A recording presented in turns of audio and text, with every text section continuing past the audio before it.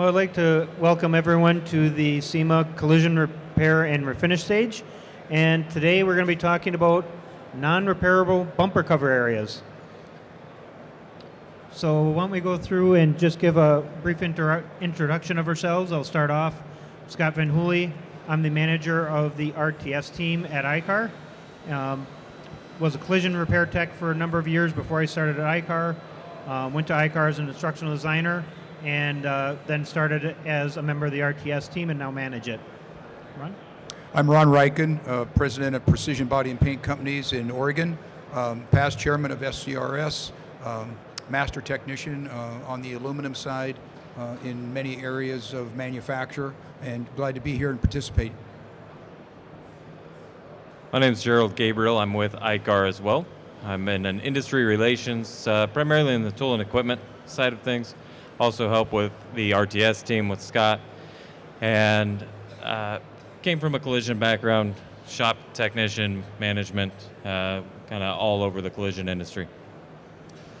I am Dominic Martino, president and co-owner of Gold Coast Auto Body in Chicago. I am a newly elected board member to SCRS, so I'm just learning the ropes, and be patient with me today. Thank you. All right, so we'll jump into this right away. So let's just start talking about some of what we're seeing with these bumper covers, because there's so many different sensors and radars and different things like that, either mounted to, behind. So what are some of the biggest challenges that you're seeing from a shop perspective that the industry really needs to pay attention to?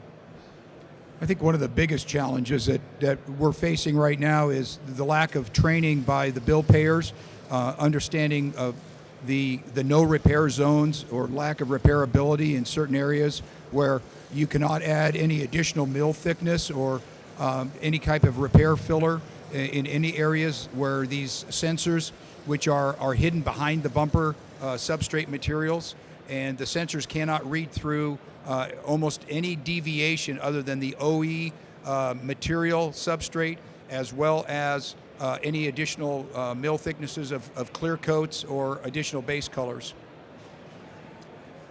I agree with what Ron says, and in addition to that, I think the educational piece, it isn't just the technicians on the backside, it's the upfront people that our staff that need to understand, even when offering a consultation, to be able to identify a bumper that needs to be replaced with one that perhaps might be repaired. There's a substantial cost difference there, so we want to be sure that that we offer the customer the correct information right up front, because that could drive the whole experience, not only for us but for the customers. So the educational piece is very important. You know, as a repairer, you don't want to go through the entire repair and refinishing process, reinstall the bumper, then go into calibration and find out now you can't calibrate that vehicle because of the repair and the added material on the refinish. And now, you know, you've basically wasted all of that effort, all of the labor, all the paint materials and everything else. You've got the challenge of going back to either the bill payer or the owner and explaining to them that you know, now we got to put a new bumper cover on it after we've delayed you. You've been in a rental car and all the other nuances that go along with it, and starting the process all over again and going from a far more economical repair to a new bumper cover with supply chain issues. Now it can really become a snowball effect of just a bad relationship in that repair situation. Yeah, Ron, you make a good point, bringing up, both of you, Dominic as well, bringing that up on the front end, right? Identify on the front end during the repair planning, during the communication with the customer, what does that look like? What is that going to potentially turn into once the repair facility gets into the repair? Is that bumper a bumper that can be repaired, may not be able to be repaired, maybe something that still has to be identified once it's in the repair planning, but then how do we communicate that as an industry on the front end, looking at those OE procedures and identifying those right off the bat to make sure that you know what's got to happen with that vehicle and what's allowed, what's not allowed. and that's a great point, because most of the clients, they just know that it works. They just know that if a car comes, in their peripheral, either they get a flash in their mirror or on the side of the mirror that there's an object that's in that lane warning situation, but they don't know where that sensor's located. So it is up to us, and it's up to the front line people, your first point of contact as an estimator. We're the experts. We have to demonstrate our professionalism, and we have to educate them and saying, because there is a sensor, even though you don't see it, it's located behind here. And if I do a repair there, we're not going to be able to calibrate this. Therefore, we're going to have to replace your bumper, even though your bill payer may be trying to settle the claim off of photos, and they're 5 states away, and they're saying, well, gee, that's got to be a repairable bumper. So there are those nuances that you're going to communicate not only to the owner of the vehicle and educate them, but also the bill payer as well. Having just attended the OEM Technology Summit, one thing that became very, very apparent to me is the technology and the repairability of the bumpers is becoming more complex. And as Ron stated earlier today, we're no longer tradesmen. We are professionals, and in order to be able to deliver that product to our customer, it is imperative that we have the knowledge to be able to communicate that right at the outset. And in as much as some of my staff have that knowledge, there are definitely some training that needs to be done and continue. And that's one of the things that I'm going to do when I get back is get together with my team and plan out the next 6 months of training, because we're going to be getting into some heavy duty tech. So I think one thing that we have to think about too with all of these, so it's not only there might be a non-repairable area, but some of the techniques and materials that we've used over the years might actually have an adverse effect. If you had a crack in an area where there was a blind spot sensor, and you're going to use the metal staples and things like that, or a wire screen as a reinforcement, that can really just mess up those sensors, because metal and radars go hand in hand. And when you start doing some of those repairs, even if you think it might not affect it, if it's in that wrong area, it all of a sudden now could. So are there any other points we want to make on just the repair methods that we use?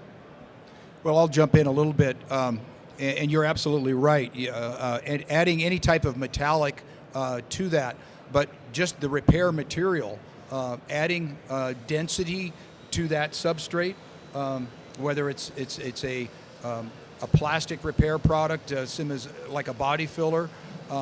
But we ran into a situation where a car dealer called us and said, hey, we've got a vehicle in from another shop. They've asked us to calibrate it. We can't get it to calibrate. I went over and looked at this vehicle, and they'd put an aftermarket bumper cover on this vehicle. The substrate material that the aftermarket bumper cover was made of was of a different density and was not allowing that sensor to read through that. So even though it was a new bumper, it was an aftermarket product, and the sensitivity of that density prevented that from calibrating, and therefore that bumper had to be changed back to an OE bumper cover.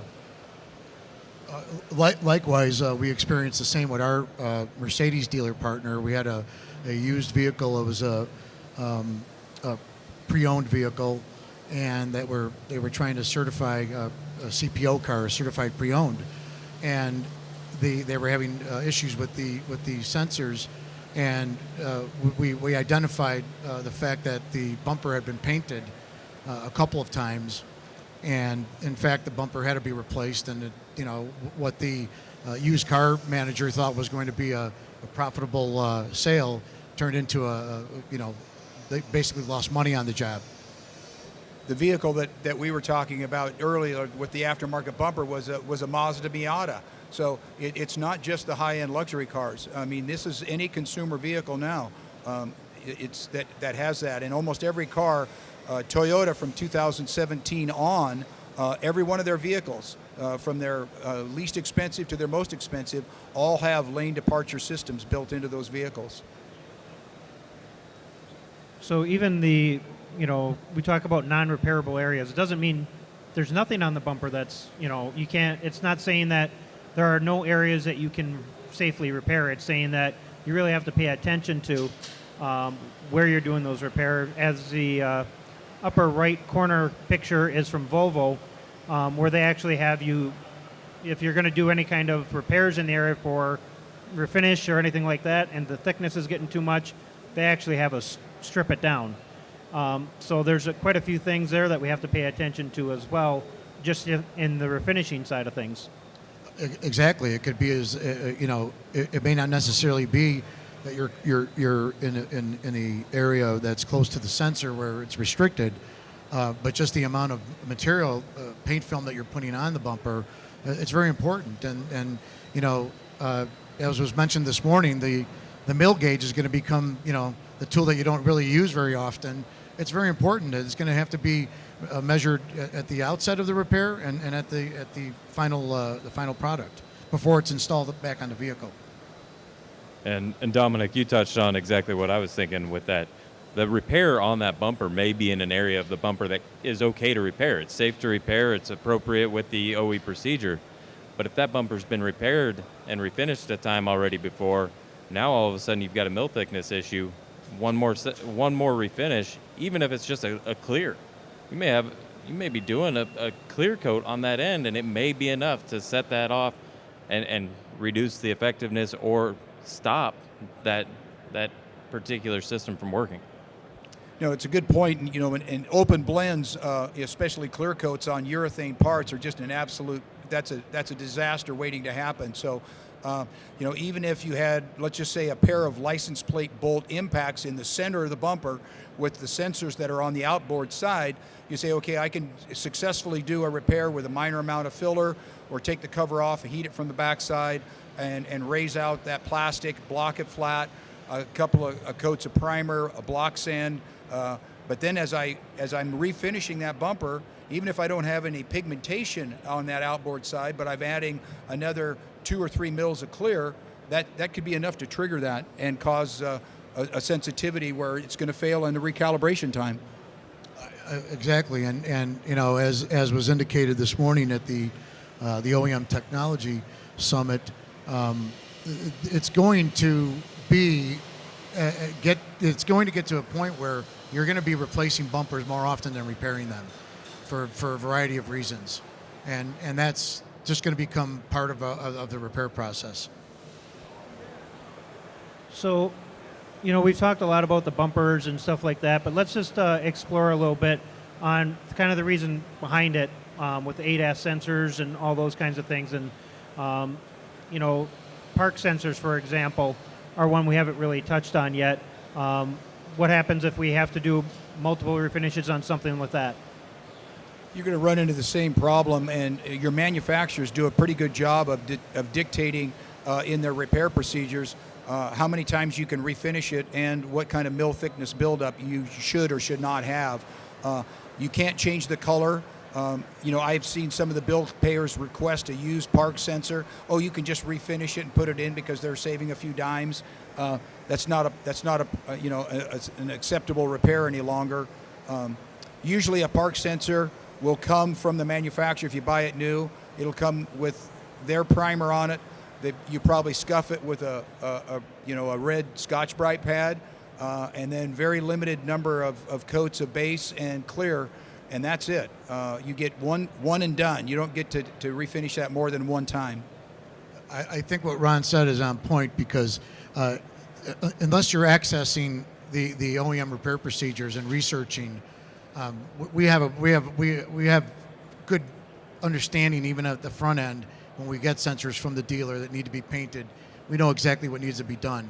And again, even something as simple as that, you've got to be accessing the OEM repair procedures.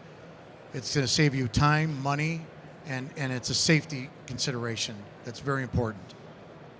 Well, and Ron touched on it earlier. These are not on just high-end vehicles, right? And I think if we throw it out to the crowd, probably everybody in here has a vehicle or has been in a vehicle with something as simple as parking sensors.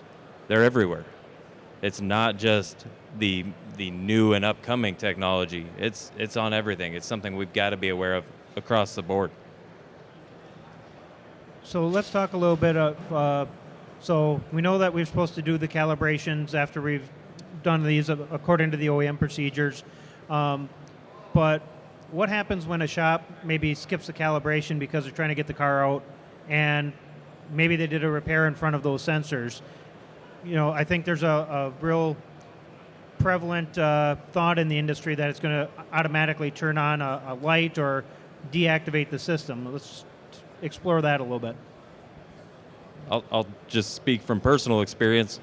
My wife's vehicle was in the shop, had it in a repair facility I'm very familiar with. Very good repair facility, very well equipped. They did the repair, replaced a portion of the rear bumper cover, so it's a 2-piece rear bumper cover. Vehicle has the blind spot, lane indicators. That vehicle was repaired, was done, went through a calibration for front end damage on a headlight, went through a static calibration there, went through a calibration for the park sensors. All lights are clear, everything's good. I was out of town when my wife went and picked her vehicle up. She drove it for a couple of weeks, no issues, no lights, no indications. I got in the car, went to drive it, noticed that the blind spot alert was turned off, the little button up by my mirror. So we were on a trip. We were headed down to Georgia. We live in Tennessee. Driving highways down towards Atlanta. Anybody that's ever driven down there knows there's cars everywhere. Noticed it was off, went to turn it on. It displayed that there's an error with the system. Come to find out, there was a calibration issue. Again, did not show up on its own until you go to utilize that system. Now, thankfully, we didn't have any further issues. My wife didn't have any additional accidents, but she very easily could have been relying on that advanced driver system like so many of us do. We know it's there, we understand that it's there, and we count on it to take care of us. She could have had another accident simply because that calibration wasn't complete. Yeah, I couldn't agree with you more. Humanoids are creatures of habit, and they become very, very accustomed to using all of the driver-assisted features that their vehicles have. And looking in that rearview mirror, turning your head before you change lanes, people just don't seem to do that anymore. They get really used to using those products, and it could create a serious liability. Let's just say there was a motorcycle in that blind spot, or another vehicle, and you're turning into it at 60 or 70 or 80 miles an hour out on the freeway. We're talking about a really serious accident and or death. So the liability, again, goes with that repairer, and we have a grave responsibility. We had a situation like that with a 2017 Honda Civic that was repaired at another facility, and the customer was complaining, about that. And what we came to find out was that where the bumper was repaired on the side, there was such a buildup of material that the sensor in the mirror wasn't picking up that there's an obstacle there, and so the customer went to merge into a lane and struck another vehicle. So it will happen. Mario, and I'll just touch base on something. We always think about the actual panel that sensor is mounted to. In a case of a lane departure where it's mounted to the rear body panel or the corner of the quarter panel near the vent or something like that. But if you're repairing a door at the base area of where the mirror is mounted, and you add a couple of mils of body filler, you're setting that mirror now out geographically a couple of mils away from where it was originally intended to be mounted. And that in its inception can also affect that. You say, well, I put a new mirror on it, it should be fine. But the mounting area that the mirror mounted to now has been distorted. Consequently, it's changing that ability for us to do a calibration. And a lot of that gets missed. Well, and like Dominic mentioned as well, and to add in with what Ron's saying, these systems all talk to each other. Every single one of these sensors relies on everything else being where it's supposed to be, and that's where it's so critical that we go back to those OE repair procedures, that we go back and we look and make sure, can this be done before we do it? Make sure that we follow through on the back end to double check, check our mill thickness, to go back and do the full calibration, and to add in a whole nother topic, but a quality check afterward. Take it out, do the road test, do the checks, dynamic, make sure that these things are working. It isn't about the it's not the visual appearance anymore. There's the you know, the safety issues, the technology that's behind it, and this is where, again, you know, understanding the repair procedures, getting in the repair procedures. If you're repairing the same type of vehicle, brand, or models, you know, Ron brought up a great idea this morning. What he does with some of his staff is making little, you know, call it a cheat sheet of particular models, and that's, you know, in our shop we do the same thing, very similar to that, but it just gives them an ability to look at it and say, okay, wait, the damages in this part of the bumper, it's going to have to be replaced. So again, going back to educating your staff, there's a lot of different ways to do it, but I think that this is imperative, especially when you consider the fact that the safety systems that are involved today have you know, very much rely on how the bodywork is being performed as well. Yeah, to your point, Mario, we just call it the no repair zones, and you just need to identify these are zones, these are areas that we know blind spot monitors, lane departure monitors are located behind it, and you know, error always on the side of safety, and sometimes you're just going to have to say, no, I know it's just a minor scratch, but this bumper is going to have to be replaced. So just to touch on one other point, so we're talking about all the different sensors tied into the systems. That's something that's actually pretty complicated to figure out sometimes. So we have our OEM Calibration Requirements search, and we've actually done a lot of that work for you. So if you have a system that's not available that is using a sensor in an area that you replaced, you might see 4 different systems or more that are no longer available or functioning, and it might be all related to that one sensor or that one repair that you did. And so that's one of the things that a lot of times the industry is always talking about the system, but we really need to focus on sensors, the locations, what's in front of them, where they mount, because that can affect so much of these safety systems. And it's pretty rare that a misaligned sensor is only going to affect one system. I definitely agree with that. Don't have much to add to it, but yes. Well, and we all know that everything worked perfectly before the accident. So if you're the last guy that touches it, tag you're it. Scott, to add on in regards to the calibration tool and getting into the RTS website, I loved that from a shop perspective. I loved that when I was on the bill payer perspective and looking at it from a repair plan in conjunction with the shop. And taking a look at that, and even something as simple as, and I'm going to step away from bumpers for a minute, but Honda, as an example, common car, all over the road. You've got something as simple as a mirror on that vehicle that if you realign that door, if you R&I that door for some reason, maybe it's just a blend door, and all you're doing is R&Ing that mirror, handle, belt, that vehicle requires a calibration. And it's important for us to know that as an industry, and to know that we've got to go in, again, I'm going to say it over and over, but we've got to go back to those OE repair procedures. So we can go onto that website, we can go onto the RTS website, we can pull it up, and we can see that, hey, this vehicle, for something just as simple as taking a mirror off for a blend, now requires a calibration and an initialization of those systems. Well, and the same thing is true just if you have to R&I a bumper cover. A lot of times they call that out as a requirement. Not always, but again, the OE procedures. So let's just talk about that. You know, the OEMs have position statements, they have their procedures, and you know, let's just talk a little bit on some of the differences of some of these OEM position statements.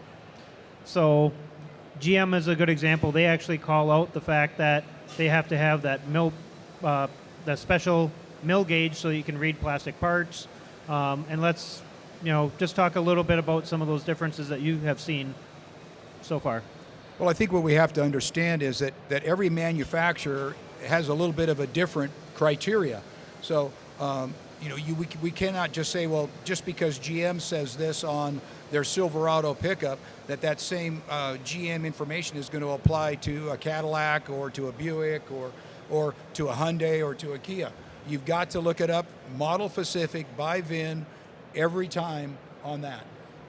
And back, it's deviating a little bit, but we're still talking about sensors. You've got radar sensors in the Toyota with the blue circles. That's their front adaptive cruise control. If you just simply R&I'd that grill, you need to recalibrate that vehicle. So you just have to think in terms of A, you've got to go to the OE repair procedures, and B, you've got to assume that anything in that related area is going to require some kind of calibration. I was just going to add, as you said, it's important to know that not every GM vehicle is the same, but even within that, not every Silverado is the same. And some of them have one more system than another. Some of them have a different style of bumper. Some of them may have a different style grill. All of these components play a factor in it. And again, just expanding on what you said, it's critically important. Well, and then there's the grill in the closet too. What if that truck's had a lift kit put on it? What if that truck's got rocker side guard bars on it? There's all these deviations that we have to be cognizant of. And again, we as the repairer are deemed the expert, and we are going to be held accountable for that liability.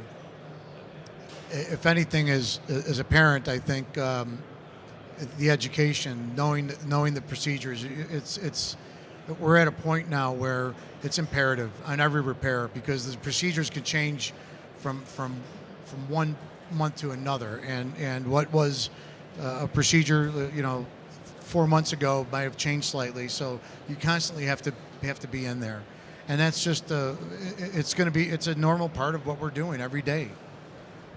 Well, and even the examples that we've got on the slide, the one from Ford is dated May 3rd, 2021. If we had that vehicle in a repair facility on May 1st and completed a repair, that's great. Hopefully we looked up the procedure, but that's the importance of going back and looking that procedure up again on the 4th or again on the 5th, and not just relying on the fact that, hey, we've repaired this vehicle before. That procedure may have changed on May 3rd. So that vehicle now that you're repairing on May 3rd or May 4th needs to be repaired to that procedure, not to what you did last week. So, and I think one of the things that, talking with a lot of the OEMs on some of these differences, a lot of times the different control modules or sensors and things like that, they might have one module or one part that's used on multiple lines, multiple vehicles, but it has a completely different software package inside.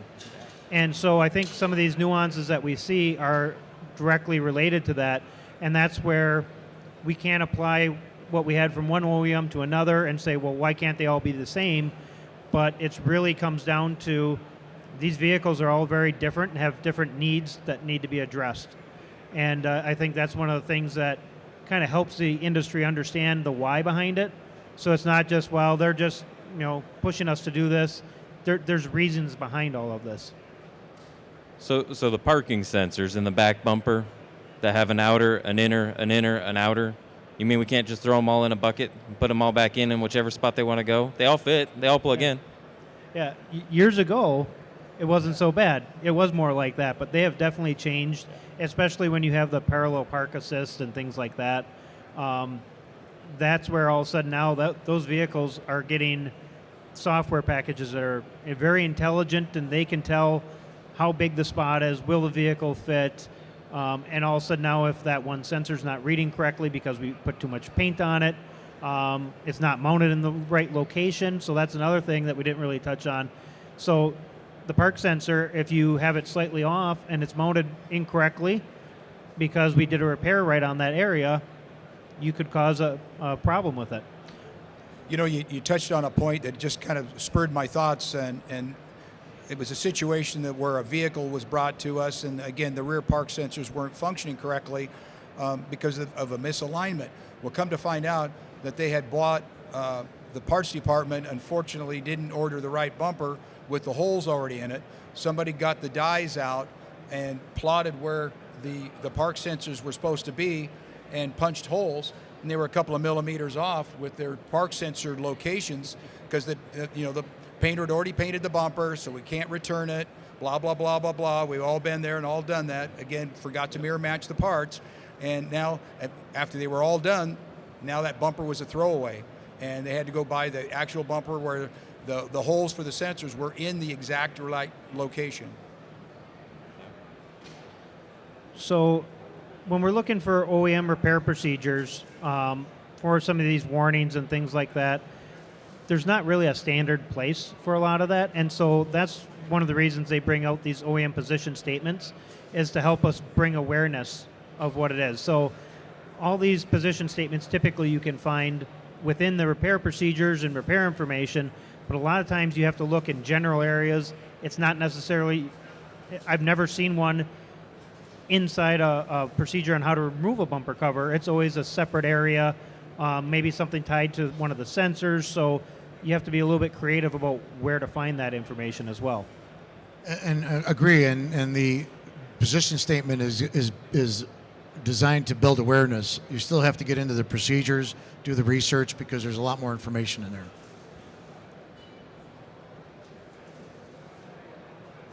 So I just wanted to spend a little bit of time on the paint film thickness. One that, so this is one from GM where they're actually calling out the exact paint film thickness gauge. And, you know, if you think about it, this is something that I don't think we ever really did before with ADAS. So let's just talk about some of the different, like Toyota's, some of Toyota's bulletins on changing the color of a bumper. Well, I think it just goes right back to the fact that it's all about the mill thickness.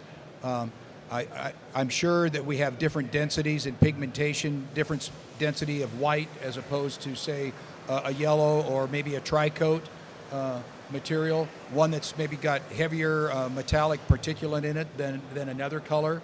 So, again, it goes back to, in this particular case, they're calling out 13 mil is not to exceed that. Now, does that not to exceed mill thickness of the paint? What about the repair material that we put on it? We know how much we put on. How much did we sand off?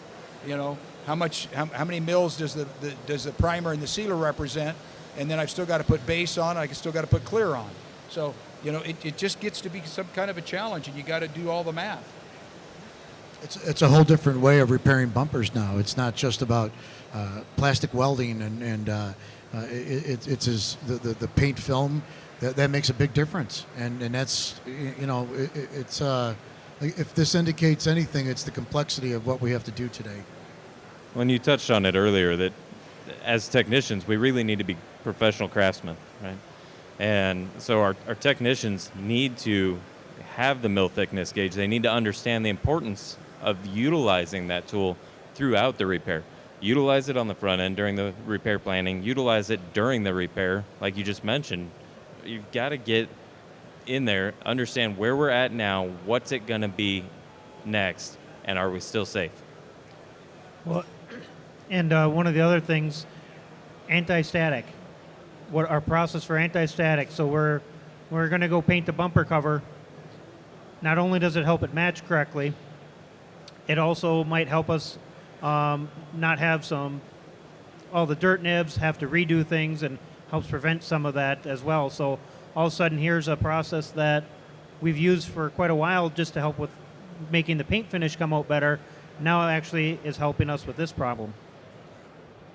There's two schools of thought on obviously creating a ground of some type. Either the anti-static air delivery lines that have a weave within them, so they're grounded, and the other is old school, an alligator clip down to a wet floor, to where you're creating some form of grounding methodology, so that you're not getting that static transmission. And again, it could be a safety issue too, especially depending on humidity you're wiping that down with a grease and wax remover. We had a fire in a paint booth where a guy was just simply wiping it down with his solvent. It wasn't grounded, and it started on fire because of the static. All right, so that brings us to the end here. Were there any questions from the audience?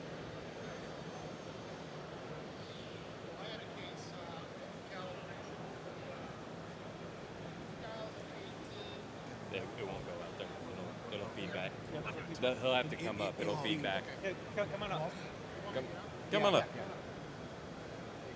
Yeah, I do a calibration store in Massachusetts, and I had a customer send me I had a customer send me a 2018 Nissan Pathfinder, and I went to go calibrate the front radar, and I couldn't get the calibration to happen. I looked at the sensor, it looked kind of weird, so I said, you know what, I think this thing is bent. So we did change out the sensor. We got a couple of DTCs cleared out on it.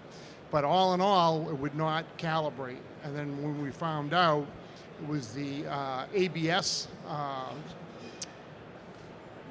system. It wasn't sending out enough voltage, so it shut down the whole front of the ADAS system. So we sent it to the dealership. There was a code for the transmission, which was covered underneath warranty, and somebody had replaced the ABS module and coded it incorrectly, and that DTC kept it all from getting programmed. I think it just supports the fact that there's just multiple pieces to the puzzle that we deal with now. It's just not as simple as it used to be, and we'll never go back. It's only going to become more complex, not less. I agree, and again at the OEM Technology Summit, it became very apparent in some of the diagrams that they were showing, and this is the new way. I mean, it's where we're going. It's built as a system, and if one part of the system isn't correctly repaired, it can affect multiple systems. So it's not just about how it looks, or there's so much more to it now. That even as what was considered a simple bumper repair is not. It's a complex repair.